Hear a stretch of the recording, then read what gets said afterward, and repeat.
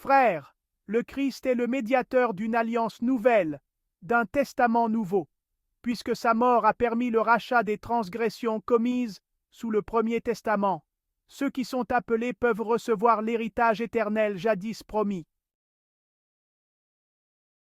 Car le Christ n'est pas entré dans un sanctuaire fait de main d'homme, figure du sanctuaire véritable. Il est entré dans le ciel même, afin de se tenir maintenant pour nous, devant la face de Dieu.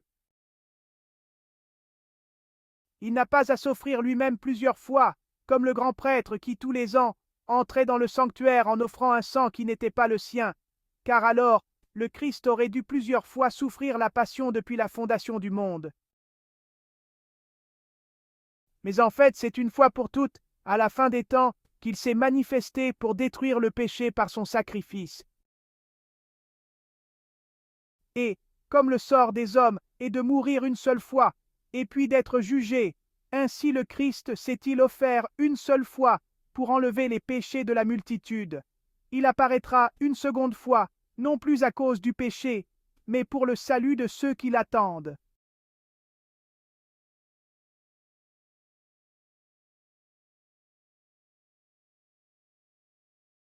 En ce temps-là, les scribes, qui étaient redescendus de Jérusalem, disaient « Il est possédé par Béelzéboul. C'est par le chef des démons qu'il expulse les démons. » Les appelant près de lui, Jésus leur dit en parabole « Comment Satan peut-il expulser Satan? Si un royaume est divisé contre lui-même, ce royaume ne peut pas tenir. Si les gens d'une même maison se divisent entre eux, ces gens ne pourront pas tenir. Si Satan s'est dressé contre lui-même, s'il est divisé, il ne peut pas tenir, c'en est fini de lui.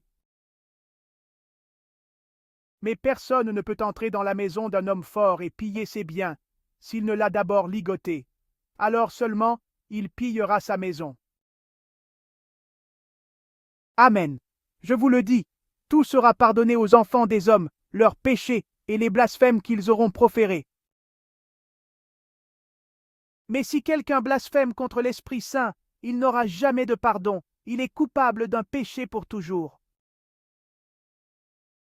Jésus parla ainsi parce qu'ils avaient dit « Il est possédé par un esprit impur ».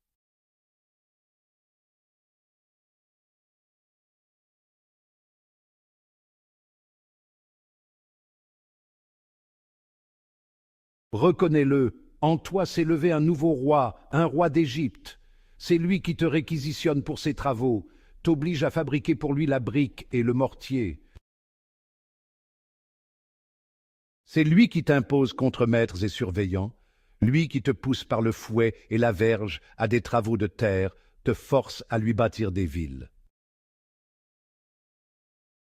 C'est lui qui t'incite à parcourir le monde, à remuer terres et mers pour satisfaire tes convoitises. Ce roi d'Égypte sait que la guerre est imminente. Il pressent la venue de celui qui peut dépouiller ses principautés et ses puissances, triompher d'elles avec audace et les clouer au bois de la croix. Il sent toute proche l'heure de la destruction de son peuple. Voilà pourquoi il déclare « Le peuple d'Israël est plus puissant que nous. Puisse-t-il en dire autant à notre sujet et nous sentir plus puissants que lui? Comment le sentira-t-il? Si je n'accueille pas les pensées mauvaises et les convoitises perverses qu'il m'inspire, si je repousse ses flèches enflammées avec le bouclier de la foi, si, chaque fois qu'il fait quelque suggestion à mon âme, me souvenant du Christ mon Seigneur, je lui dis « Arrière, Satan !»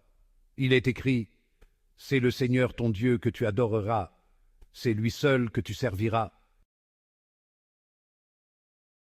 Car il vient, le Seigneur Jésus, pour se soumettre les principautés, puissances et pouvoirs, pour soustraire les fils d'Israël aux violences de leurs ennemis.